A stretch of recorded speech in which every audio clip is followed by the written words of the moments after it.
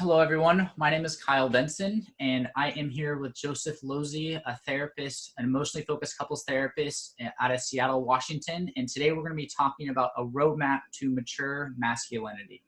We're going to go pretty deep into how masculinity impacts emotional relationships, how men are conditioned to withhold vulnerable emotions, and how they can really grow into becoming the type of man they want to be in a romantic relationship.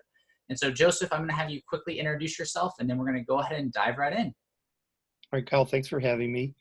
I'm Joseph Losi. I'm a certified emotionally focused couples therapist working in Seattle, Washington, a graduate of Antioch University in 2010.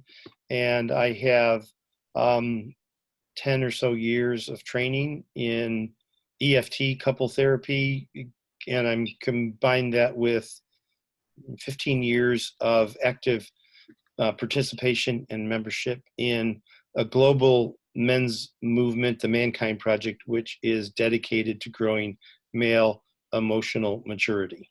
So, I'm really curious what you think is the difference between unhealthy and healthy forms of masculinity. I know that's a huge question, but I'm Yeah. really asking about this in terms of how does this show up in a romantic relationship, and kind of what do you see as the differences?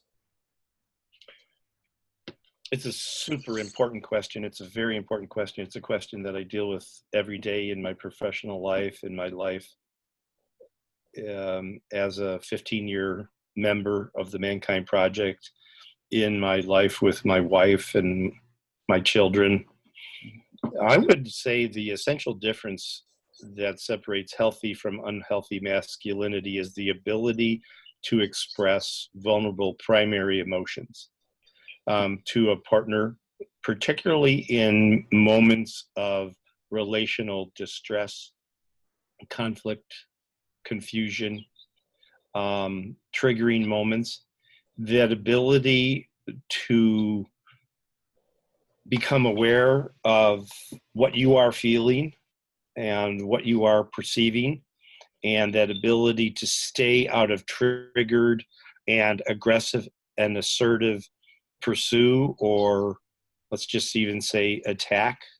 The ability to own your own emotions, be they sadness, even anger. Anger can be um, communicated in a non-reactive, more primary manner. Could I, The could I, ability, could I get your input on what, can you define a primary emotion for someone who's not familiar with that? right? Primary emotions are emotions that there's only a very few primary emotions in the world. There's only 6 primary emotions, and they are fear, sadness, anger, disgust, surprise, and joy. Mhm. And the great thing about the work of Paul Ekman, who's a very famous psychologist and did this work many years ago, is that he found that every human being on the planet, be they uh, a Muslim Kenyan from Africa or a Bolivian Catholic from South America or a Inuit native First Nations people from the Arctic Circle, we all display these 6 primary emotions at some point in time in a relational interaction. Yeah. It ties us all together as a human race. We have thousands and hundreds and thousands of feelings. We only have 6 primary emotions. So when I talk about primary emotions, that ability to look at a partner and to say, when we got in that place, when we got in that disagreement last night, when um, you got concerned that I failed to text you on the way home and I got home a bit late and you were very upset and told me so in the moment when I walked in the door at 9:30, I was able to hold and take a pause. And I was able to say, oh, I'm surprised. Let me, hold with you. Let me be curious. Let me be conscious of what I'm feeling in this moment. I'm feeling surprise. Can you help me understand? So the awakened male, the mature male, the mindful male, and the connective male is going to be able to stay out of like a reactive, aggressive, secondary anger, which is secondary emotions are reactive, right? They're not demonstrative of our primary feeling, fear, sadness, surprise, right? In a moment like that, whoa, I'm being caught off guard. The reactive male is perhaps going to attack in some way that says, well, you never text me either. And, I'm going to put it back on you. And then when I put it back on you and I aggress on you, now you're in defense, right? Well, what do you mean? I always text you. And then in relationship, we're in that very well-known piece that comes into this office on a regular basis. We're in that piece that I deal with all the time. We're in a negative relational cycle where one person is pursuing and aggressive and another person is defending and withdrawing. That's one example of a negative cycle. So yeah, so I'm kind of curious, kind of building on this. You're talking about this mature, awakened man, right? That ability to be attuned to their emotions, ability to express it, to be aware of it in the moment. Yeah. Why is that common for men to be that way? Is it uncommon? And if it's uncommon, why do men kind of suppress it, or why they're not aware of behaving in that way? Yeah. Well, the population sample that I have are mostly men that come into this psychotherapeutic room right here. The sample says there's a pretty strong percentage of men on the planet. This is global, Kyle. This is a global issue. Yes. This is not a North American issue. This is not a South American issue. This is a global issue. We'll talk about how this is created. The problem is broad and vast, and it is created by an essential suppression, if you will, of young men's ability. Young women, girls have emotions suppressed and shaped. But we as a global culture for perhaps tens of thousands of years have been suppressing the expression of vulnerable emotion in the masculine for, as I say, I think perhaps tens of thousands of years. And men have a difficulty believing that being expressive with those vulnerable emotions, sad, fear, shame, that those have to be withheld in the body, and they are a sign of strength, of being a strong man, and that they're a sign that we are not weak and we are not like women, if you will, who are expressive, to a fault. That's, Freud's histrionic woman, right? And so we have a value across the planet for many thousands and thousands of years of socially shaping young boys. This is not a biological problem. This is not a problem in the structure of our neurology.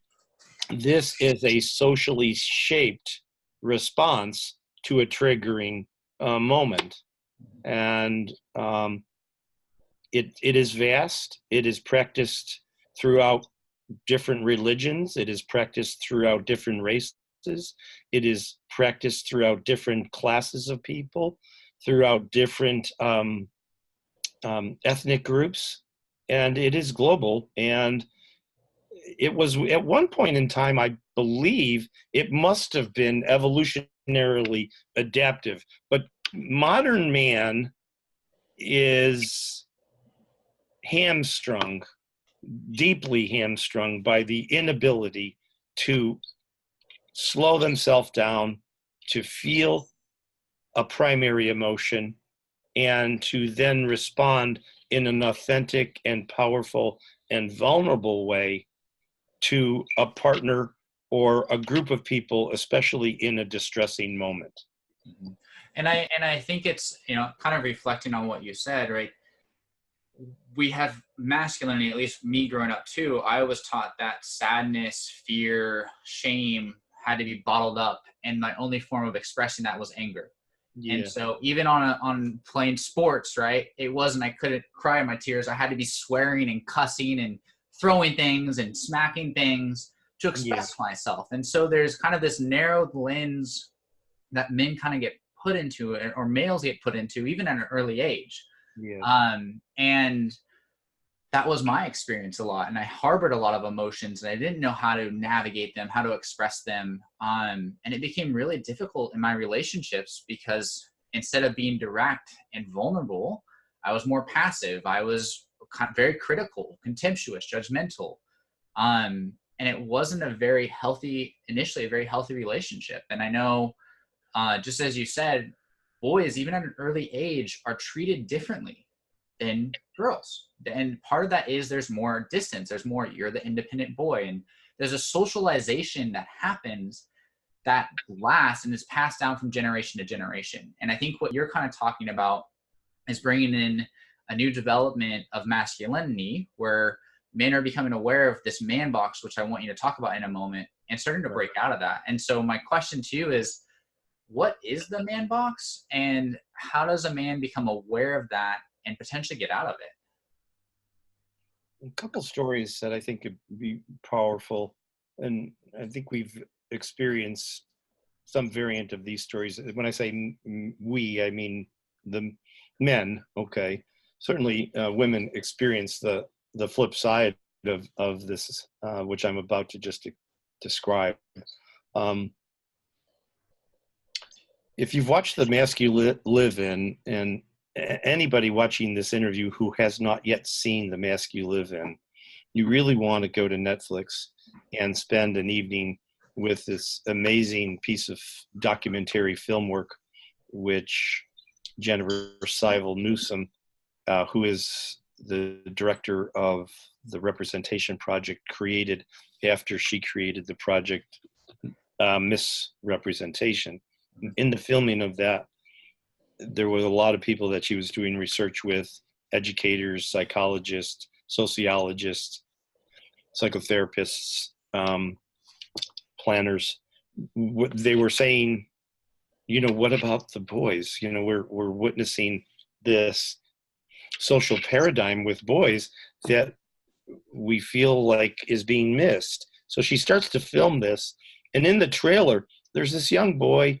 He's about, I don't know, maybe he's like 8 or 9, and he says, I think his mother is sort of sitting off to his side. He says to the camera, you have all these emotions stuffed up inside of you, and you can't cry. That is the man box. That's the man box right there. We tell young boys to man up, to be a man, to, excuse me for this phrase, don't be a pussy. What are you, gay? That gets told to boys all across the world in different ways. And the young boy he nails it right there in that one 12-word sentence. You have all these emotions stuffed up inside of you, and you can't express it. So that is the perimeter of the man box. Inside of the man box, we have a global population of men who have all these emotions stuffed up inside of them, and they're told to not express them. So The man box is vast. It's invisible. It's multi-generational. It is vastly systemic. It is completely reinforced by all kinds of institutions on the planet, and it's run its course. It's totally run its course. It's run its course, and it is causing a great deal of just harm and mayhem and murder and killing and distress in relationships. And it's the box is created by young boys. Here's another little story. I have a good friend who has a 5-year-old boy. She tells the story that her son plays with Cabbage Patch dolls at home, and she encourages him to play with the dolls. He likes to play with them. And then he brings a Cabbage Patch doll to school, and the boys at 5 years old, they already know that there's rules to being a boy. This is the launch of the bro code, right? You can't, as a young boy, you cannot play with dolls. That is a girly thing to do. They start bullying him.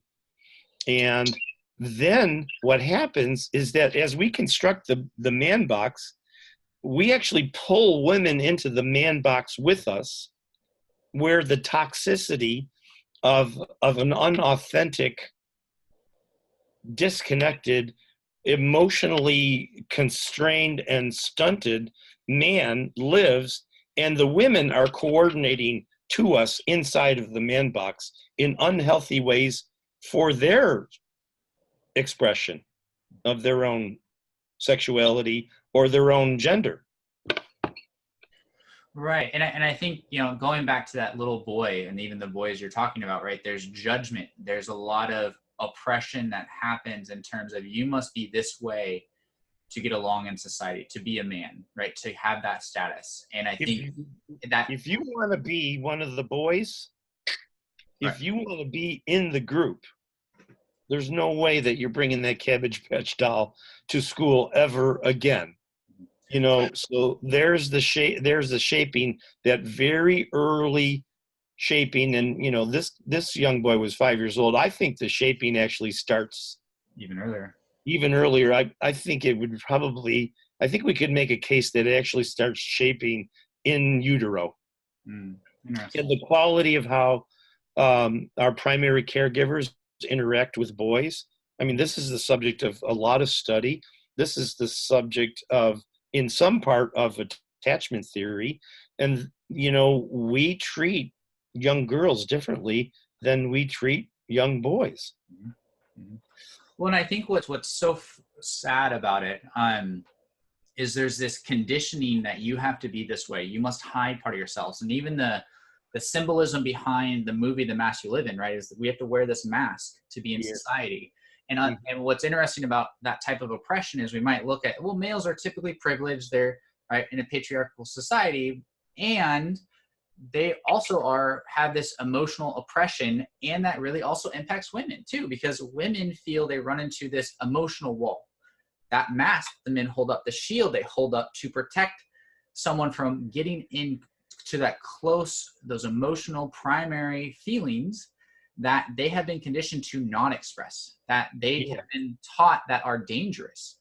And it makes it really hard for another partner to feel close to that, because the male feels it's dangerous.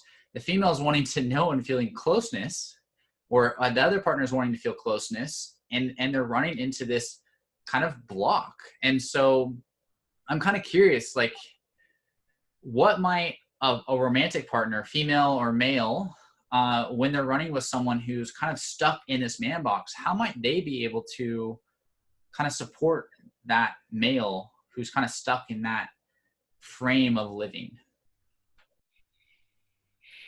That is a very good question. I would first say that,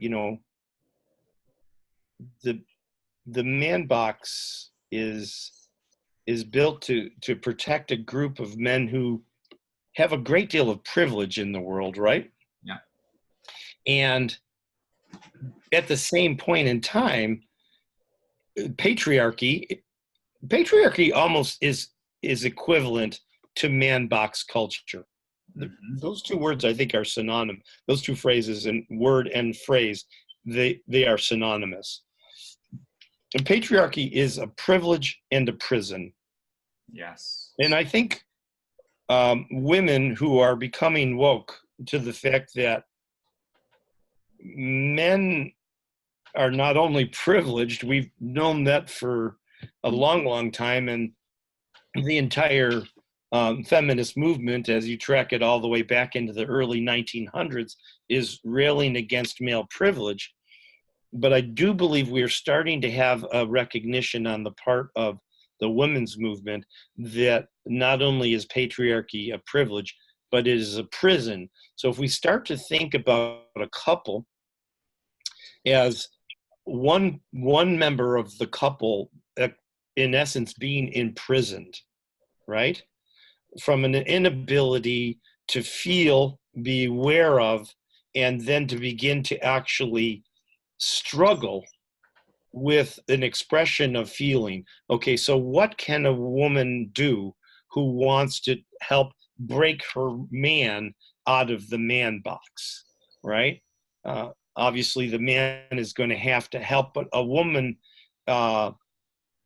needs to become aware, or I would like them to become aware of the fact that men have been imprisoned by this vast creation of man box, which is the creation of the patriarchy. So, for some reason, this emotion's coming up, so I'm just going to let it come in. I want to be mindful of this, though, is, right, as the female, you are not responsible for the man's getting out of that box, or the male's getting out of that box. And so I also want to be aware of, right, not someone misinterpreting that, but there are ways you can support that. And so I just wanted to clarify that. Well, awoken men can be allies of women, yes, and the feminist movement in many different ways, and women who are becoming awoke to the fact that privilege creates this patriarchal man box that imprisons men in their inability to be emotionally vulnerable with partners and with a whole number of through a whole number of different domains, can begin to actually understand that, oh, okay, wait a minute, I'm kind of speaking as a female now. Oh, when this happens with us, my energy is in the interrelational mix. And so what I am doing is affecting the man, and what the man is doing is affecting me. So one of the ways that we can break out of it is a recognition that all relationship is dynamically cyclical, right? It's not A plus B equals some mythical C. It's A affects B, B affects A affects B. So we're both in this together.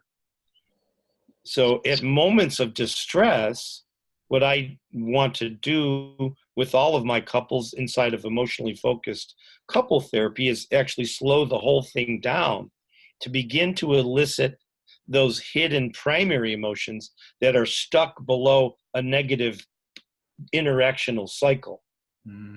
So men can help their female partners by saying, hold on a minute here. I know that I'm stuck, and I know that I'm feeling something, and I've not had a lot of practice actually emoting and sharing these emotions.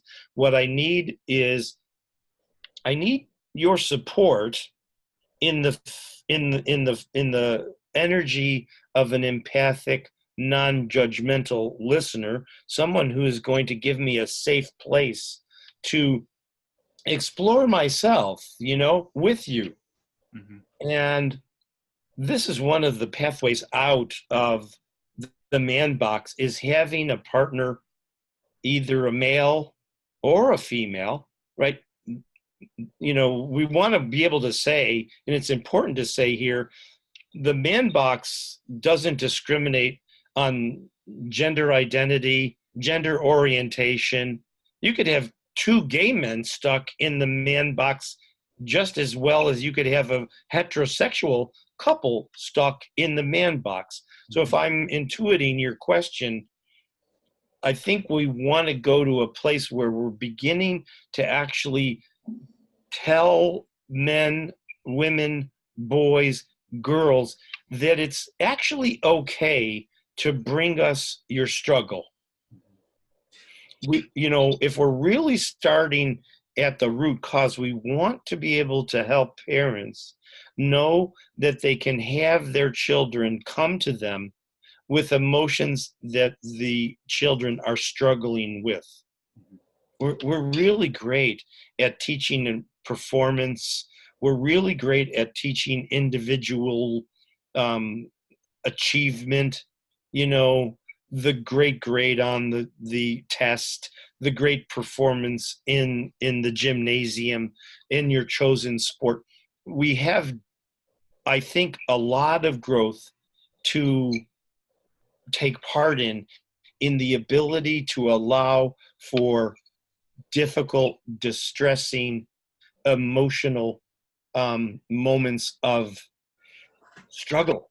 We want to be able to tell kids and ourselves that you can bring us struggle and we can listen. Yeah, and I'm going to kind of bring in my own experience with this a little bit too. So when I started therapy 4 or 5 years ago, I was very pretty rigid with my emotions. I didn't like expressing sadness. I think I only cried a few times in front of some people. I'm very rigid with that. And my therapist, his metaphor for my emotions was this phrase that man is the only animal that runs faster when he is lost. And the way that spoke to me is that when my emotions get overwhelming, I just run and I try to fix it, try to solve it. I don't sit with it. I don't let it just be an emotion. Instead of I'm directing it, I'm trying to solve it, I'm trying to soothe it. And what I learned through therapy was how to tolerate my difficult emotions, kind of slowly build emotional intelligence and go, what is this emotion telling me? What is the function of it? What is it serving?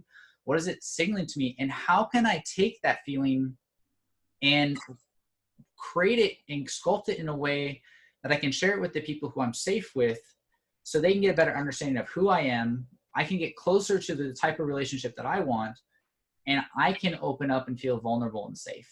And I will say it took years of kind of doing that. It was hard work. Yeah. But that was my path, and I'm still on that path. But I think I'd love for you to even explain for you what have you seen as really helpful? Because I think emotions, the meaning we have that we put on, especially those difficult emotions, those primary emotions as a guy, at least from my experiences, those are the bad things. Don't touch those, get away. Mm-hmm. Slowly over time in therapy, in the Mankind Project and other things that I participated in, I kind of learned that they weren't dangerous, that they were okay things to feel. And that has really changed the trajectory of my romantic relationships and even my own well-being. And I'd love for you to maybe talk a little bit more about that, even from your own experience. Well, I have a great deal of personal experience on this pathway. And I'm like yourself, I'm still on the pathway. I actually don't think this probably work ever really fully resolves itself. Change happens through corrective emotional experiences, which is really one of the hallmarks of emotionally focused therapy.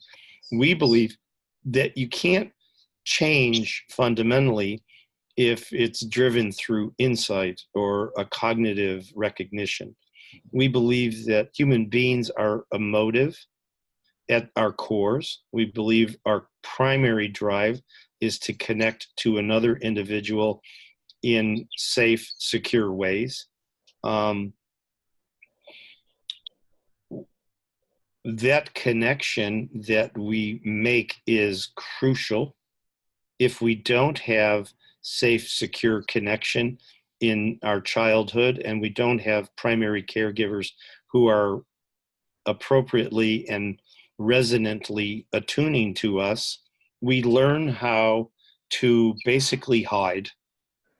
Because as young children, we have really not the developmental capability nor the relational power to tell a parent, that isn't working for me, what you're doing. And so young children, and particularly boys, when we're talking about this dynamic of creating the prison of the patriarchal man box, young boys learn to go inside, so they stuff it up, they stuff it into their inside, and actually creating space to get it to come out is in some time a long-term process.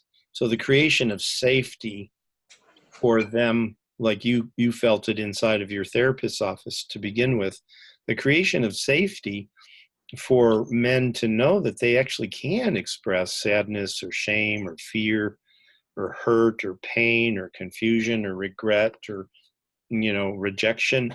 Shame is huge for men. We're always told that we've got to get it right, we just got to nail it. And we live in such a cult of personality that we're always trying to be, I don't know, Bono or Beyonce or some other star on the silver screen, that we're not really becoming in touch with who we are, right? And what really percolates us into different states of emotional reality or subjective reality. So the process of becoming aware of our emotions has to be created through a safe environment where you can cry, or you can wail, or you can rage in a safe place, or you can tell your partner, I am just so fearful that I've just been making so many mistakes with you. Being able to come to that place where you can open up that vulnerable emotion is a tall a task to undertake for many men. Well, I would say, it is the hallmark of insecure attachment when we hide emotion. When we're insecurely attached because we've been misattuned to in our childhood, and we've been told basically to hide our emotions, we become insecurely attached. So then we're either in a triggering moment, we're either fighting or we're flighting or we're freezing. And you talked a little bit about that overwhelm. When there's a triggering moment and our emotions are so lit up in our amygdala is overwhelming our ability of our frontal cortex and our beautiful rational mind to actually think through a problem. And we're in emotional overwhelm. Right. Many people, and I think sadly, the percentage of these people is growing. Many people are traumatized, which is even a greater variant of insecure attachment, by chronic neglect or chronic abuse or certain acute traumas that happened in their childhood or in their adolescence or in their adulthood. And so I'm trying to get back to your question, what can we do? Well, before you go back to that, I kind of want to just reiterate something. I mean, you named it so well, that insecure attachment, right? It is a fragmentation of the self, in that I can't be all of who I am in relationship with someone else. And that message we internalize that message that we must hide parts of ourselves to be in relationship. And that leads to that insecure attachment. And it kind of, when we're talking about guys, what's so interesting is the research hints at men being more avoidant overall than women. And if you think about even the avoidant attachment style, there's an avoidant of emotion. I'm avoiding this. I don't feel this. When I feel it, I dismiss it. I shove it away. I pretend there's no problem. Conflict comes up, dismiss it, roll with the punches, right? All those things like, oh, you got hit, stand back up. all those types of narratives that we've been conditioned to believe is our way of operating. Yeah. Uh, We're not only dismissing ourselves, we dismiss our partners. yeah, right. Because if they bring up an emotion that we dismiss ourselves, we dismiss them too. Yes. You get those cycles that you were talking about earlier on that makes it so hard to connect. And instead, both partners are becoming emotionally flooded, as you talked about, and they're in almost a war, right? They're fighting each other, they're fleeing, they're freezing, they're going through these more primitive responses. It That is a primitive response. right? We're in primal panic. Yes, yes, We're in primal panic, and we're fighting without the elegant ability for us to actually use emotion, which is the prime mediator of the creation of relationship. We're forever, and it's, every 1/100th of a second, we're checking with a partner or a group of people. Are you with me? Are you safe? We're looking at micro movements in their eyes, in their face, in the way they set their shoulders, in their body language. We're reading nonverbals every 1/100th of a second to find out, is this person safe? Can I connect, or do I have to protect? mm-hmm. And that is a biologically wired in protection mechanism that is, quite frankly, probably hundreds of millions of years old. Yeah, that's our environmental safety, right? I have to observe because if all of a sudden a tiger jumps out of the bush, I better get the hell out of here. Yes. So those people that weren't fast enough to get the hell out of there were dead, Right. So, at one point in time, really when we were getting together in clan, and really even before the agrarian age, we wanted men. It was evolutionarily adaptive to have males who were physically strong and emotionally silent.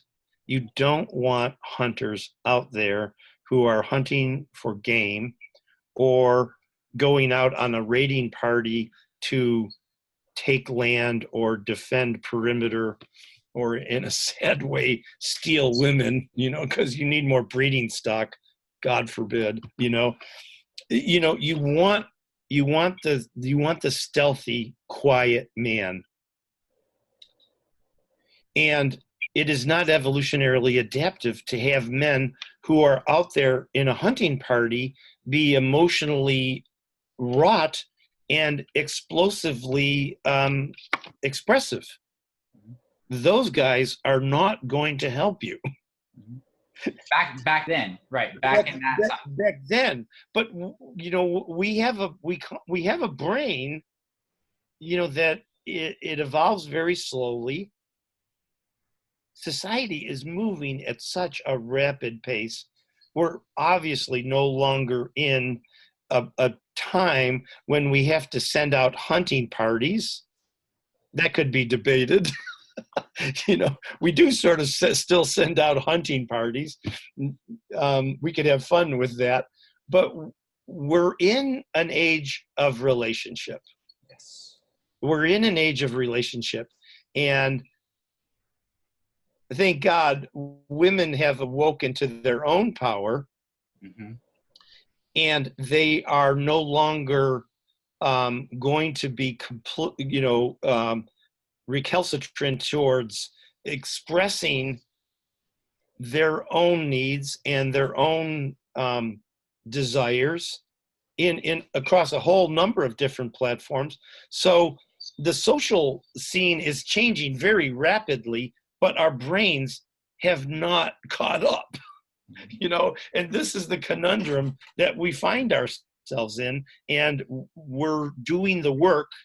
Some of us are doing the work of trying to create a more mature masculine, which is really centered in the ability to not suppress primary emotion and to communicate it. And I love when I hear you say that. Where I go to is like Brene Brown, who talks about the courage of being able to feel, right? And like when you suppress bad emotions, you paradoxically also suppress good emotions. And the mature masculine or mature man, as you might kind of label it, is a guy who is able to have a much richer emotional experience, both the amazing highs and also be able to tolerate and navigate the difficult feelings that arise kind of naturally with life. Mm-hmm. And to be able to tolerate and engage those, to be present with them, to cope with them, to be in relationship with those emotions and with other people at the same time. Sometimes it's I hear you use the word tolerate. Sometimes it's what certain men find out, certainly in this room and in the rooms of other good experiential therapists, and in some places like the Mankind Project or Call to Men or other men's organizations, where it becomes safe to reveal yourself, these suppressed emotions, to uncork them and to begin to actually share them and not be judged for it, right?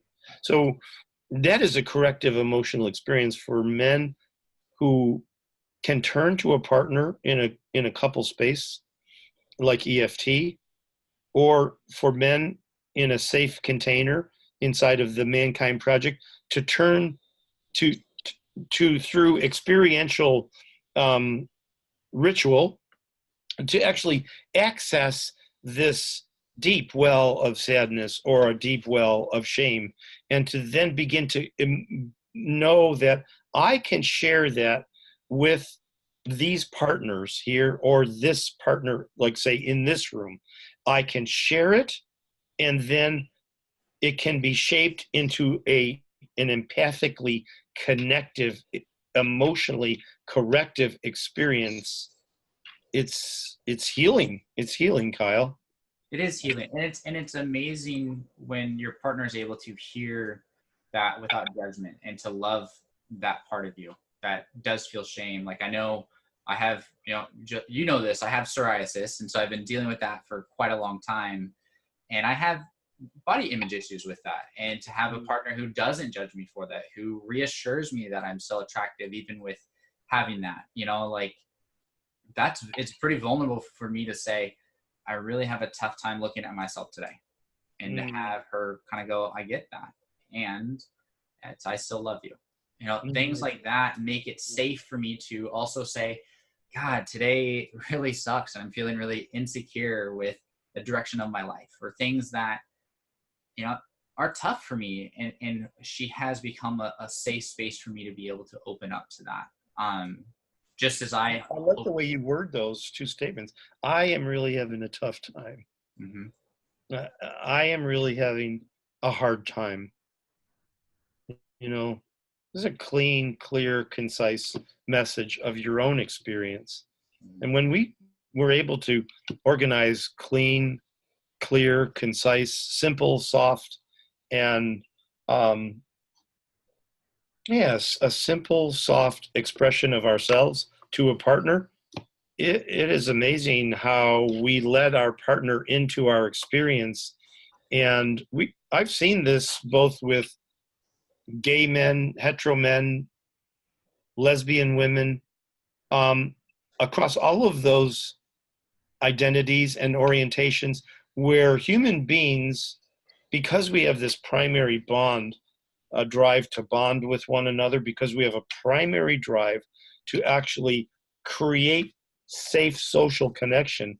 When a member of a close relationship of ours, and it doesn't have to be a close social relationship, when we can organize a very clean and authentic and vulnerable statement of how we feel, and we share it out to a partner or set of partners, the human species does this amazing thing. It actually is drawn to want to hold that expression.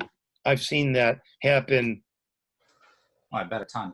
Thousands of Yeah, times. yeah. Well, and I think like if we look at it through the EFCT lens, or emotionally focused couples therapy lens, it's that is it pursuer softening, or the softening, right, of the speaker, the person who's softening, and the other partner will actually, who's might be withdrawn, will actually engage a little bit more. There's that spaciousness to engage a little bit more. Am I correct in that statement? Well, I would say that that happens, but I would also say, and sometimes it takes, for a pursuer to soften, it takes some withdrawal or re-engagement. Yes. You know, pursuers want a soft landing pad. Mm-hmm. They want that different experience that would, sound much, much different than the judgmental, hypervigilant mother or father. They want that partner who says, "Oh yeah, I get that. That you know, you know, being able to be in that work situation." I'm just sort of pulling an experience out of the air. That your work situation is very tough for you. It's very challenging, or your school, your academic situation. That professor feels to be like they don't really understand you. Can you tell me more? There's the soft landing for somebody who can be, anxiously pursuing, to go, "Oh, wow, you're going to listen to me. You're not going to judge me. You're not going to control me. You're not going to try to fix me. You're not going to try to give me some sort of positive affirmation of like, oh, well, it's all going to be okay. You just got to think positively, and, you just got to redouble your efforts and you'll get through this." Which is actually dismissing. Oh, my God. My God, it cuts us off from an opportunity to actually have our full humanness with our partner. It's a dismissive statement. And, somehow, some way, because we don't I think it's tied to the fact that we've been shaped to not share, profound primary emotion, that when we get a distractive suggestion, like positive psychology, that we run to it. Yep. It's a billion-dollar industry. Mm-hmm. And it's a distraction. It cuts us off from being able to be really authentically who I am with you. I love that. So I'm monitoring time, so I kind of want to have one more question and let's kind of wrap up. Okay. Let's say there's a guy who's listening to this and he's going, I need to work on this. What would be some suggestions you'd have to him to work towards becoming more awakened, a more mature, masculine type of man? If you're having trouble doing it yourself or with your friends, I would definitely seek out therapy, or seek out the help of a really solid men's group. I can't say enough about how the Mankind Project helped me in my growth as a person. It actually kind of put me right in the chair here in this room, and it helped me know that I could be with difficult emotion with men and women. So it changed my entire life. So I think if I could continue there, it's like if you can't get the help you need from friends or father or mother or pastor or educator, I think it's not a bad idea to go to the student counseling center if you're a student, or not a bad idea to seek out, individual therapy. And I would be looking for somebody that works experientially. It doesn't have to be emotion-focused therapy. But I wanted to I want to just rip this around to this little acronym that I developed for a man who said, "Jesus, Joseph, I need help. I need an ABC." Yeah. And I kid you not, Kyle, I almost came up with this on the spot. A, be quiet to become aware. A, get quiet to become aware. B, breathe into your body to be brave and bold on the way to being C, calmer, conscious, curious, and more connective with your relationships. I love So I've been sharing that out with a lot of clients. A lot of them like it. They say, well, I did your ABC and it really helped me. Mhm. Sometimes we need a little something to hang on to. So A, become aware. B, breathe into your body to be brave and bold. And C, to become calmer, conscious, curious, and connected. There's studies have shown that if we can stop and we can breathe into our body and we can name an emotion that we're having, we can, through the awareness of identifying that motion in our own body and with you, that we can actually calm the emotion down. That's in the literature. And I mean, it's so important, right? There's this sense that we must fix the emotion, we must adjust it, but sometimes it just needs to be heard. Sometimes it just needs to be validated. Um, and that Mm-hmm. can be, and I think it is taking that slowing down, that awareness that there's something there, to breathe into it and to be conscious of it, and then to engage it and use it. And I love that ABC. I'm going to type that up for the show notes. I also kind of want to say, for my personal journey, and things I've suggested for other males, is to do these things in relationship. I think I have a male counselor, a lot of male mentors. I was part of the Mankind Project, their initiation thing. I've been a part of men's group. Um, We want you back too. yeah, it's been really formative in terms of being vulnerable in the space of other men, and also being vulnerable in the space of other women. To do that in relationship, to take the mask off and say, here I am, and to witness what it's like to be engaged with your armor off. Mm-hmm. Uh, and so that's another thing. It's vulnerable, it's risky, but the reward can be really powerful. The Uh, reward is liberation. yes. The reward is liberation from anxiety, from depression, from all variants of anxiety disorders.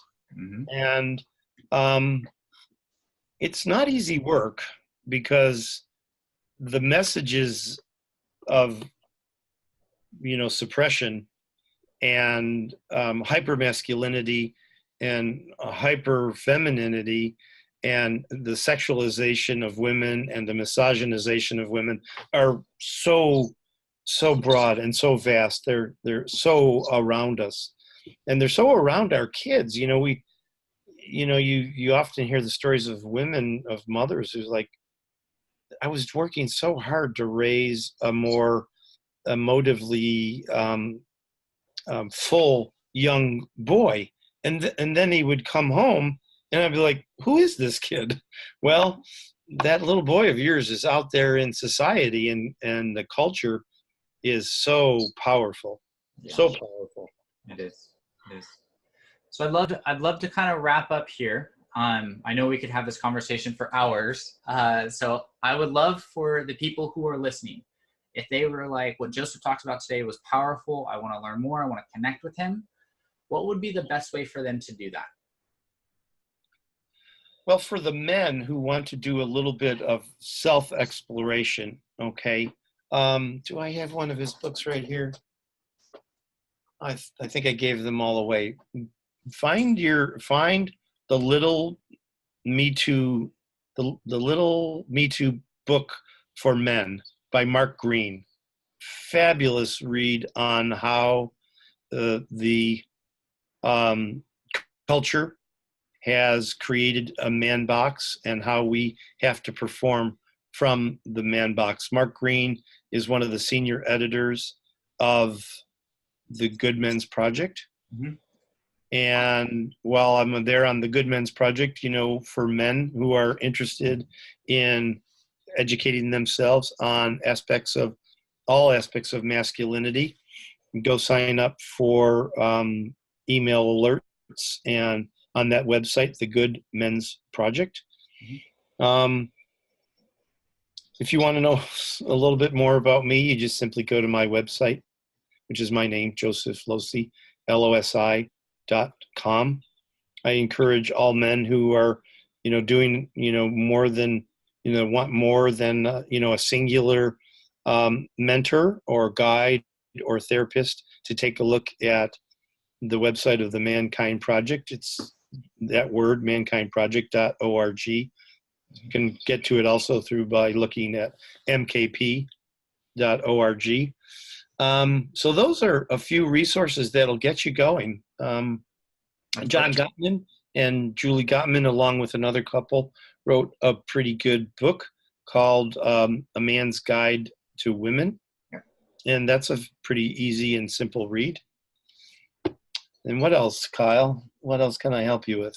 That's it. I'm going to list a few other books that I've found really helpful for me. Like Mankind in the Making, Masculinity, other masculinity books. But I'll link all those in kind of the show notes for this.